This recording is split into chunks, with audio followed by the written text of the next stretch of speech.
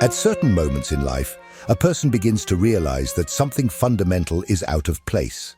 It is not a specific problem, nor an isolated event, but a persistent feeling of misalignment. The routine continues, obligations follow, but meaning fades away. What once motivated now feels empty.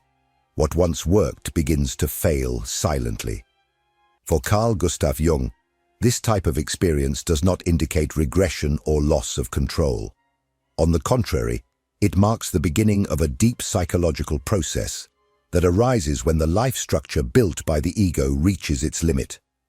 Jung called this phenomenon enantiodromia, the moment when a saturated psychic system inevitably begins to transform into its opposite. When this happens, the unconscious comes into play. It does not destroy by chance. It sends signals. These signals appear as restlessness, unexpected collapses, losses, intense dreams, contradictory impulses, and a constant feeling that something is about to change. For those who do not understand this process, all of this seems like chaos. For Jung, it is an announcement. The old identity can no longer sustain the next stage of development. This video analyzes 7 recurring signs that precede profound transformations of reality, observed by Jung in numerous clinical processes and described in his works. They are not problems to be eliminated, but indicators that the psyche is reorganizing itself. The central question is not whether change will come, but whether it will be navigated consciously or imposed through crisis.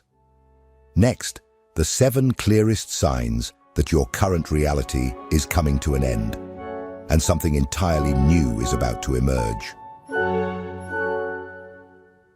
Everything begins subtly, a feeling of slight discomfort, as if something is out of place, but nameless, formless, with no apparent cause. The environment is familiar, the people are the same, daily tasks continue. Nothing has changed, and yet everything feels wrong. What once brought pleasure now bores. What once motivated now weighs heavily. It's as if the soul is numb, dragging itself through a reality that no longer resonates with its essence. This is the first major sign that a reality shift is underway, a deep restlessness accompanied by a silent yet constant existential void. For Carl Jung's analytical psychology, this void is not a defect to be fought against, nor a pathological symptom to be hastily medicalized. It is, in fact, a psychic summons, a clear message that the identity you have built up to this point has exhausted its purpose. Jung observed that the human psyche operates in cycles, periods of expansion and construction, inevitably followed by periods of contraction, disintegration, and transformation. When a cycle completes, the psychic energy that once sustained that way of living begins to withdraw. This does not happen because something went wrong, but because the unconscious understands that no further growth is possible in that terrain. The structure of your life, beliefs, habits, relationships, self-image, becomes empty forms, shells without soul. And what happens when a person insists on remaining within a structure that no longer contains them? Deep boredom arises, a feeling of stagnation, a loss of meaning, apathy. No matter how much one tries to force motivation, life seems to operate on autopilot. It's as if the body remains present, but the soul has already departed. Enthusiasm disappears, the sparkle in the eyes fades, and all that remains is an uncomfortable feeling of living a story that is no longer yours. This type of void has a particular characteristic. It is not filled by anything external. Travel, new goals, shopping, intense experiences, relationships, all of these can generate momentary distractions, but soon become part of the same lifeless pattern. It's like trying to light a fire with wet wood. The fire doesn't catch because the internal material is no longer available. The soul is elsewhere. And why does this happen? Because the The social mask you built to function in the world has already fulfilled its role. It was useful at a stage of life, brought achievements, identity, structure. But now it has become rigid, narrow, unable to contain the complexity that begins to emerge from the depths of the unconscious. The restlessness is not a failure. It is the soul pressing against the walls of the ego, trying to expand beyond the limits that have been imposed. What many people do at this moment is resist. They try to reclaim the past, relive old pleasures, force old ambitions. But none of this works, because it is not the external world that needs to change. It is the very psychic structure that needs to disintegrate. Jung said that when the ego does not recognize the call of the self, life begins to break down from within, until the person is forced to confront their deepest truth. This type of void is a threshold, a kind of waiting room for the soul. And like any threshold, it requires patience, listening, presence. The tendency of the ego is to want to immediately escape this state, to seek a solution, a new goal, anything that restores the feeling of control. But this only postpones the inevitable.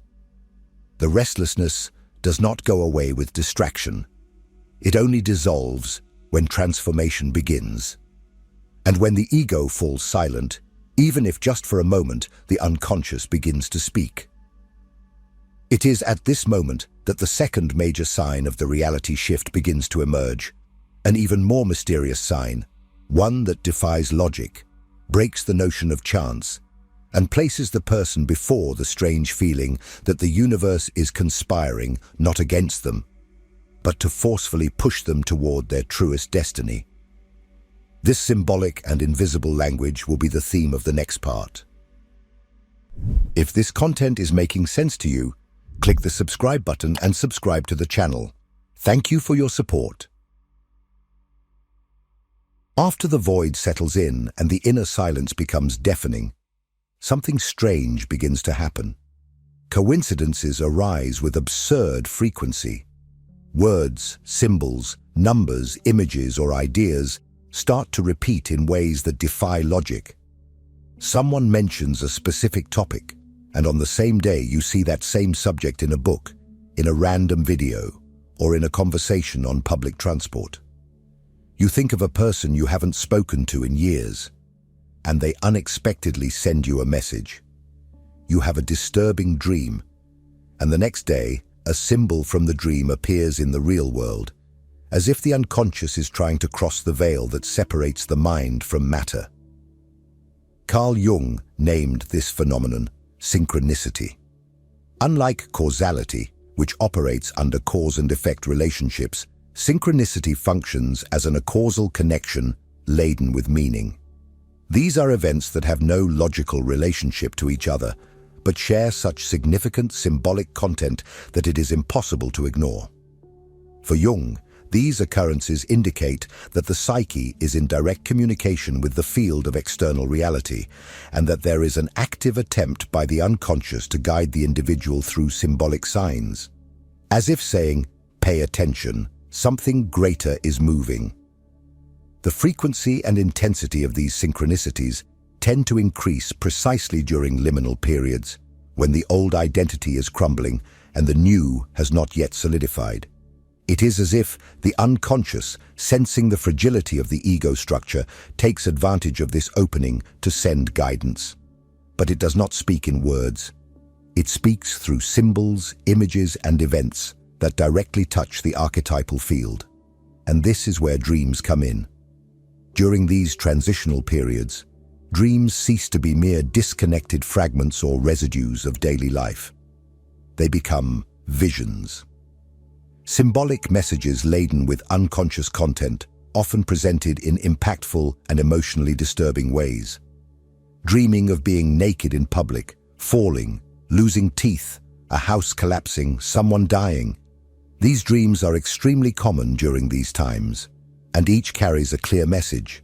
The structure of the self is collapsing, and the unconscious is trying to reorganize the system from the inside out. The house, for example, often represents the current state of the psyche, When it collapses, it is because the foundation of identity is being questioned. Dreams of death indicate the symbolic end of a version of the self, a necessary process before the birth of something new. Dreams of birth, children, caves, deep seas, or snakes point to archetypal movements. The unconscious is gestating something that has not yet reached consciousness. And the most fascinating thing is that these dreams often come accompanied by powerful emotions. Waking up with a racing heart, tears in your eyes, fear, anguish, or an inexplicable feeling of something has changed. Jung believed that in these cases, the dream was not merely symbolic, it was happening on some level within the total process of the psyche. It was real in the deepest psychological sense. But not all signs come during sleep. Synchronicity invades the waking state, creating small cracks in the rational narrative of everyday life. And when a person begins to perceive these occurrences with greater sensitivity, they cross an important threshold. They move out of the causal logic of everyday consciousness and enter the territory of the sacred, the symbolic, the mysterious. Reality begins to behave like a dynamic mirror of the soul. This perception, however, is disturbing for the ego, because it implies that we are not in control, that there is something greater, older and deeper, the collective unconscious, shaping events with the aim of forcing us to grow. And the further we stray from who we truly are, the more reality becomes symbolic, intense, and even chaotic. But there is an even more destabilizing moment in this journey. It is when the tools you have used your whole life, your survival strategies, your ways of thinking, your emotional responses, suddenly stop working. No matter how much you try to repeat the old patterns, they simply no longer produce the same results. It is as if the entire universe conspires to prevent you from being who you have always been. This is the next sign, and when it arrives, the old life begins to implode from the inside out. If there is a moment that clearly marks the transition between one reality and another, it is this. When what has always worked stops working, not gradually, but abruptly, almost violently. Relationships that seemed solid begin to crumble without logical explanation. Strategies that have always helped you cope with life, such as controlling, avoiding, pleasing, rationalizing, lose their effectiveness. The support structures of your daily life collapse, as if someone had pulled the rug out from under your feet. This collapse is the third major sign that the constructed reality is exhausted. According to Carl Jung, the psyche has an autonomous intelligence, a capacity for self-regulation that always acts toward wholeness. When the ego crystallizes in a certain form, when it insists on maintaining a rigid identity for too long, the unconscious begins to dismantle what no longer serves. And it does this by undermining repetitions, breaking with patterns of functioning, taking away the familiar ground. This process is not comfortable, but it is necessary. It is like a brutal pruning done by an invisible gardener. Dry branches, even if beautiful, need to fall. The psychic systems that once ensured your stability become obstacles. It is when you realize that you can no longer maintain that relationship where you always found a way. It is when your work, which once gave you a sense of identity, now repulses you. It is when your mind, trained to control everything, simply fails in the face of the unpredictable. Often, the person tries to resist. They try to repeat old movements, reactivate the old persona, apply the formulas that used to work. But the more they insist, the greater the friction. Because what was sustaining your life is no longer real. It was a caricature of stability. The unconscious has already withdrawn its energy from there. And when the unconscious withdraws its psychic investment from a structure, it rots. Jung observed that the collapse of old patterns is not just a symptom of crisis. It is a psychological rite of passage. The constructed identity, which once was adaptive, becomes a prison, and like any prison, it needs to be destroyed for internal freedom to emerge. But this does not happen without pain, because the ego does not like to lose territory. It prefers to compulsively repeat its defense mechanisms than to admit that a cycle has come to an end. That is why many individuals, in the face of this collapse, develop anxiety, exhaustion, outbursts of anger, or depression. These are natural reactions of a psychic structure that is crumbling, but the most common mistake is to interpret this collapse as a personal failure, when, in fact, it is the inevitable consequence of a psyche that needs to reinvent itself to stay alive. The rational mind does not understand. It wants logic, explanations, control. But the unconscious operates in another language, the language of the archetype, of the symbol, of necessary destruction. It is the energy of the myth of Dionysus, the god who disintegrates everything to release the essence, or of Shiva, the destroyer, whose ruin makes way for the new. And this new has not yet arrived. That is why the collapse is so frightening. It is like being between two worlds. The old no longer holds, and the new has not yet taken shape. This interval is dark, lonely, disorienting, but it is also fertile, because it is in this existential void that the true self begins to emerge. And when the unconscious perceives that the ego is sufficiently shaken, it deepens the process even further. It is no longer enough for the strategies to fail. Now, the very world begins to fall apart.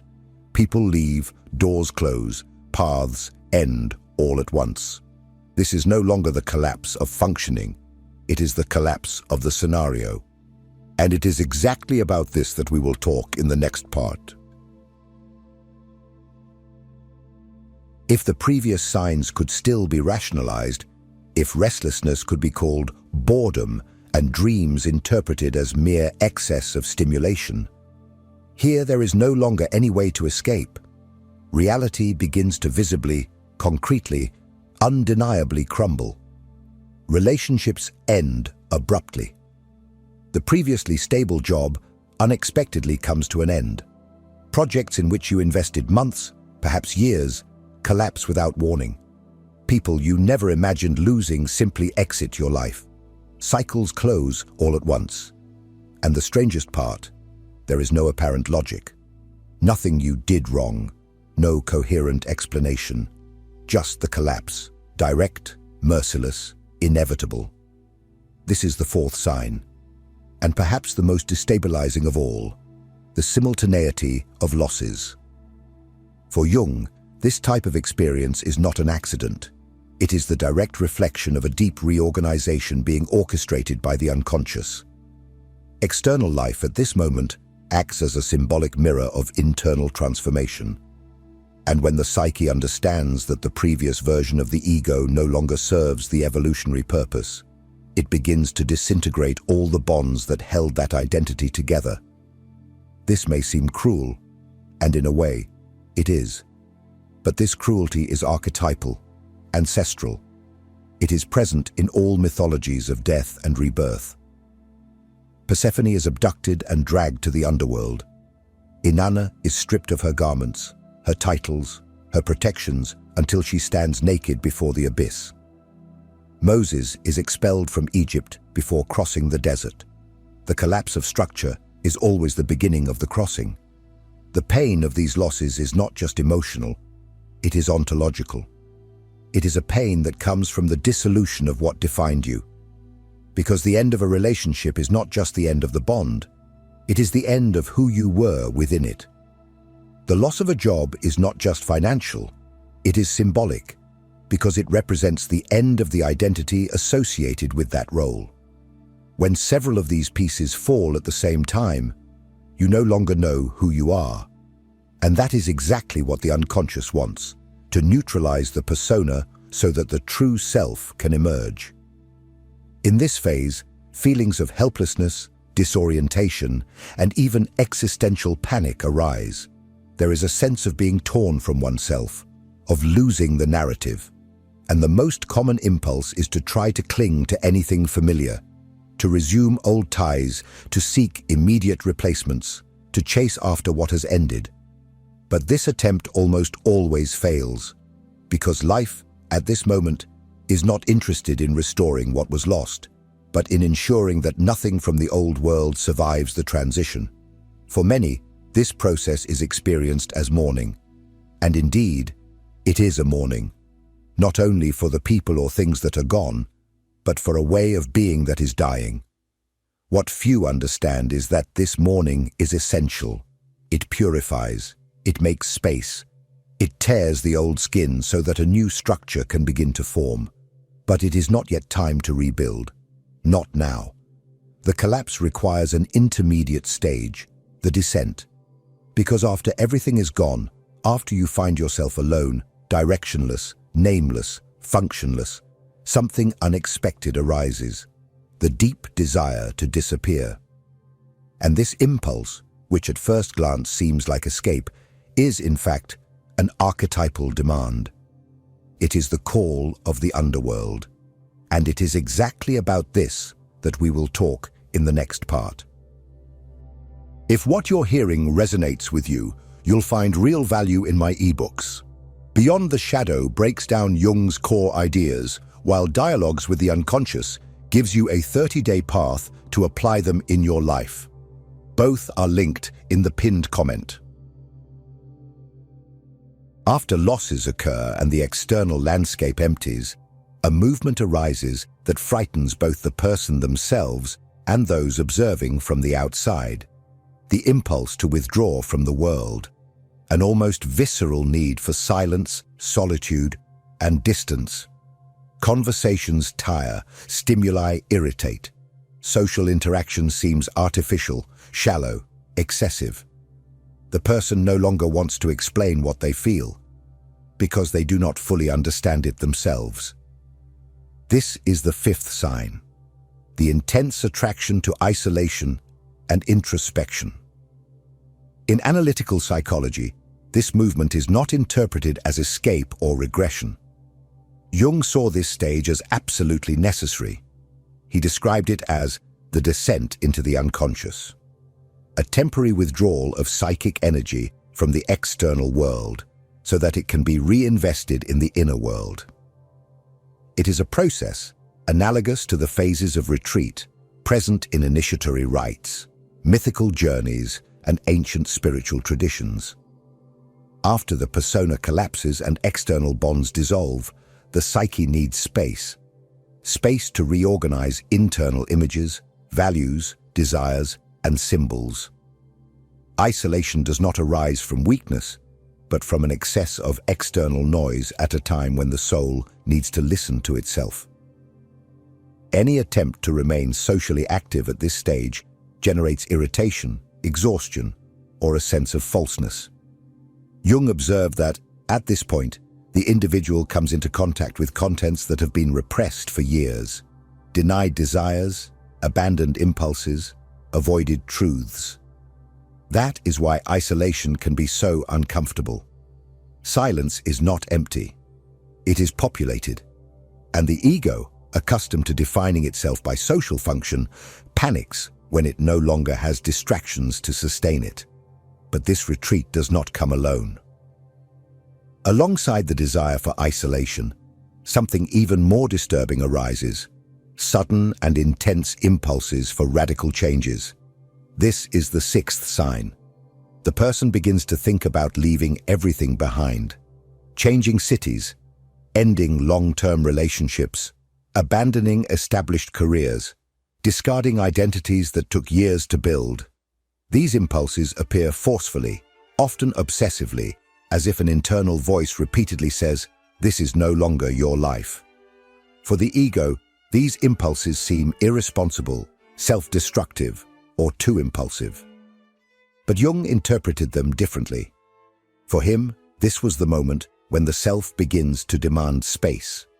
No longer symbolically, as in dreams or synchronicities, but directly, almost authoritatively. The soul no longer asks, it imposes. These impulses do not mean that all changes must be made immediately, but completely ignoring them often comes at a high price, because they indicate that the current life is based on deep concessions to others' expectations, excessive adaptation, and prolonged betrayal of one's own truth. And the self, unlike the ego, does not tolerate living too long in discord with its nature. It is at this point that many people enter into intense internal conflict. On one side, the fear of the unknown, of losing control, of social judgment. On the other, the feeling that continuing as is a slow form of annihilation. The tension between staying and breaking becomes unbearable. And this tension is not a mistake. It is the mechanism that forces the decision. Jung said that when the call to individuation is ignored for too long, life takes it upon itself to decide for the individual. Deeper crises arise, psychosomatic illnesses appear, relationships become unsustainable, change happens, but violently. The suffering in this case does not come from the transformation, but from the resistance to it. And this leads us to the last and most decisive sign of all. After isolation, after the impulses for rupture, after the symbolic death of the old identity, comes the moment of conscious choice.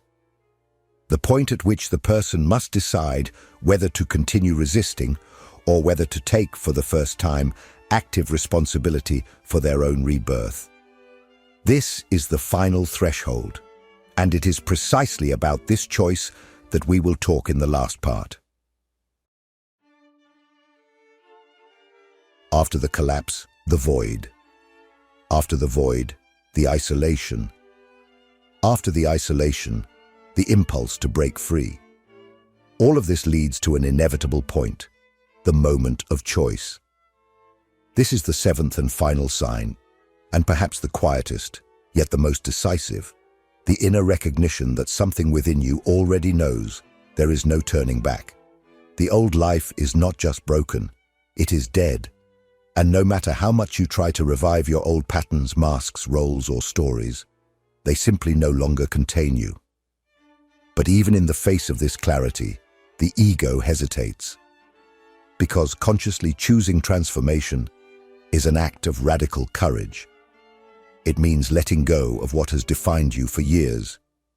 It means accepting that you are no longer who you thought you were, and that you may have never been. It is at this exact point that many return to the cycle of repetition. They try to restore what was lost, rebuild on the ruins, reanimate an identity that is already gone.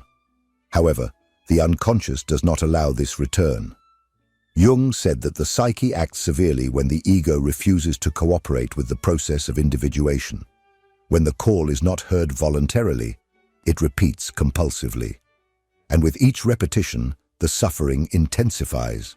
Crises worsen, relationships suffer, mental health collapses. Because the self does not negotiate, it waits, but, if necessary, it breaks. And yet, there is a choice. There is always a choice.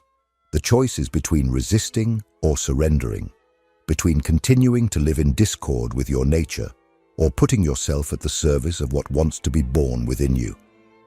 But it is important to understand, surrendering is not giving up. Surrendering is consciously cooperating with the force that is trying to transform you. It is embracing the crossing as an act of psychic maturity and no longer as a punishment from fate. At this stage, the hardest part is already over. The collapse has happened. The old life has fallen. The unconscious has spoken. The self has manifested. Now, all that remains is to cross. And crossing is not about solving everything at once. It is about allowing yourself to inhabit the unknown without trying to control it. It is about moving forward even in fear. It is about respecting the silence. It is about accepting that the new does not emerge immediately. It needs to be gestated. Jung never promised that this process would be easy. He only said that it was necessary because those who ignore the call to be who they truly are will inevitably be destroyed by what they are not. But those who choose to cross who accept the collapse as a rite of passage, are reborn with something that cannot be taken away: depth, truth, consciousness. Life continues to be challenging, but now it is lived with roots, and no one can rip that away from you. If any of these signs resonate with you, if on some level you feel you are living exactly this process right now, write in the comments, "I am crossing." Say it as a commitment to yourself. Naming the process is the first step to walking through it with more strength and clarity. And remember, this video is not the end of the journey. It is just one of the many doors you need to cross. So don't stop here. The next video is waiting for you, and it is important. Subscribe to the channel, turn on notifications, and keep walking with us.